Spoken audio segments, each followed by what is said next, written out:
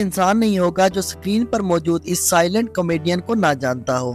Charlie Chaplin دنیا کا واحد انسان ہے جس نے بنا ایک لفظ بولے لوگوں تک نہ صرف اپنا میسج پہنچایا بلکہ اپنے جذبات اور احساسات بھی پہنچائے۔ چارلی چپلن کی سائلنٹ کامیڈی کو پوری دنیا میں ہر عمر کا انسان انجوائے کرتا ہے۔ ایسا نہیں ہے کہ چارلی بول نہیں سکتے تھے، وہ تو ایک خوبصورت آواز رکھتے تھے اور موسیقی کو چار چاند لگا دیتے تھے۔ کیا آپ جانتے ہیں کہ لوگوں کو بہت زیادہ ہنسانے والے اس انسان کا بچپن کس قدر غریبی اور مفلسی میں گزرا، اور جب اس کی لائف میں پیسہ آیا تو اس نے کیا کیا گھنونے کام کیے۔ آج کی اس ویڈیو میں ہم چارلی چپلن کی پوری لائف کے دوستو، چارلی چپلن کا پورا نام سر چارلس اسپینسر تھا۔ چارلی کی پیدائش 16 اپریل 1889 میں ہوئی تھی۔ چارلس کے والد کا نام چارلس چپلن SR اور ان کی والدہ کا نام ہنا ہل تھا۔ اس کے والدین دونوں سٹیج ایکٹرز تھے اور ایک تھیٹر میں پرفارم کرتے تھے۔ چارلی کا والد ایک شرابی تھا۔ جب چارلی کی عمر 3 سال تھی تو ان کے والد نے ان کو چھوڑ دیا۔ چارلی کی ماں تھیٹر کی فیمس ایکٹریس تھی اور وہ اپنے کام کا اچھا پیسہ لیتی تھی۔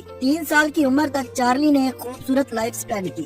چارلی کی لائف میں غربت نے جنم تب لیا جب اس کی والدہ کو بیماری نے آ گھیرا۔ والدہ کی جمع پونجی سے کچھ عرصہ تک تو گزارا ہو گیا، مگر پھر ایک وقت ایسا بھی آیا کہ چارلی کو اپنی والدہ اور ایک بھائی کے ساتھ کچھ عرصہ تک ایک آشرم میں رہنا پڑا۔ پھر اس کی والدہ نے سلائی کڑھائی کا کام شروع کیا تو ان کے حالات کچھ بہتر ہوئے۔ وہ ایک 12 فٹ لمبے اور 12 فٹ چوڑے کمرے میں رینٹ پر رہنے لگے۔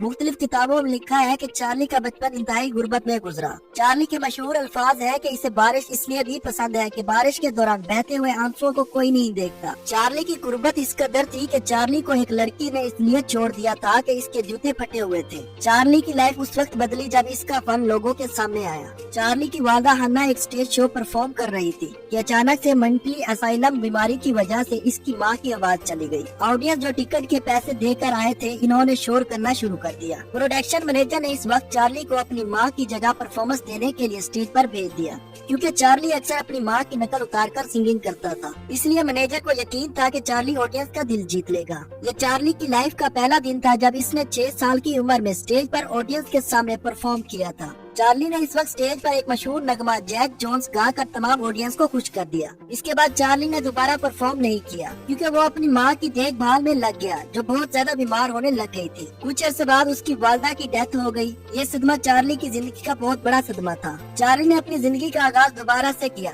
1908 میں چارلی نے ایک امریکن فلم میکنگ کمپنی سے کانٹریکٹ کیا۔ چارلی کو اس کمپنی کی طرف سے ہر ہفتے $150 ملتے تھے جو اس زمانے میں ایک اچھی رقم تھی۔ اس کمپنی میں چارلی نے کافی عرصہ کام کیا۔ اس کے بعد 1914 میں چارلی نے ایک اور کمپنی کو جوائن کر لیا۔ یہ کمپنی چارلی کو ایک ہفتے کے $250 پے کرتی تھی۔ چارلی کی پہلی فلم کا نام مک اورین تھا۔ یہ وہ فلم تھی جس نے چارلی کی شہرت کو 4 چاند لگا دیے۔ 3 سال بعد چارلی چپلن نے اس کمپنی کو چھوڑ کر میوچل کمپنی کو جوائن کر لیا۔ یہ کمپنی چارلی کو ایک سال کا $6,70,000 پے کرتی تھی۔ چارلی چپلن کو 1918 میں اتنا فیم ملا کہ وہ پوری دنیا میں سائلنٹ کامیڈین کے طور پر مشہور ہو گئے۔ دوستو، کچھ لوگوں کا کہنا ہے کہ چارلی ایک جنسی درندہ بھی تھا، اور کچھ لوگ یہ بھی کہتے ہیں کہ چارلی نے نیوڈ موویز میں بھی کام کر رکھا ہے اور یہ موویز وہ خوش ہو کر کرتا تھا۔ چارلی نے اپنی لائف میں 4 شادیاں کی تھی۔ ان شادیوں کے علاوہ بھی چارلی کے 12 لڑکیوں کے ساتھ افیئر تھے۔ یہ 12 ریلیشن فزیکل بھی ایکٹیو تھے۔ چارلی نے پہلی شادی 1918 میں میریڈ ہیرس نامی لڑکی سے کی تھی۔ اس لڑکی کی عمر صرف 16 سال تھی، جبکہ چارلی کی عمر اس وقت 29 سال تھی، مگر یہ شادی صرف 2 سال تک قائم رہی۔ اس کے بعد چارلی نے دوسری شادی 19 سالہ لیٹا گرے سے 1924 میں کی تھی۔ یہ شادی بھی بس 3 سال ہی چلی۔ 1927 میں ان دونوں کا ڈائیورس ہو گیا۔ پھر 1936 میں چارلی نے 28 سالہ ایکٹریس پولیٹے گوڈریڈ سے 47 سال کی عمر میں شادی کی۔ یہ شادی بھی 1942 تک ہی چل سکی۔ پھر 1943 میں چارلی نے اپنی چوتھی شادی ایک پلے رائٹر کی بیٹی سے کی جس کا نام اونا اونیل تھا۔ چارلی کی یہ شادی ہمیشہ قائم رہی۔ اس شادی سے چارلی کے 8 بچے ہوئے۔ چارلی کے 3 بچے پہلے والی شادیوں سے بھی تھے۔ دوستو، چارلی ایک صحت مند اور ذہین شخص تھا، مگر آخری دنوں میں چارلی کی صحت مند زندگی بیمار زندگی میں بدل گئی تھی۔ 1972 میں چارلی چپلن کو اکیڈمی ایوارڈ بھی دیا گیا۔ 1972 کے بعد چارلی زیادہ بیمار ہو گئے، یہاں تک کہ انہیں بولنے اور چلنے پھرنے سے تکلیف ہوتی تھی۔ چارلی ایک جگہ سے دوسری جگہ جانے کے لیے وہیل چیئر کا یوز کرتے تھے۔ چارلی نے اپنی لائف کے آخری دن سوئٹزرلینڈ کی جنوبا لیک کے پاس گزارے۔ 25 دسمبر 1977 میں چارلی چپلن کی ڈیتھ ہوئی۔ چارلی کے آخری وقت میں اس کے ساتھ چرچ کے پادری بیٹھے تھے۔ پادری نے کہا کہ جیزس تمہاری روح پر رحم فرمائے۔ اس پر چارلی نے کہا کیوں نہیں، روح اسی کی تو ہے۔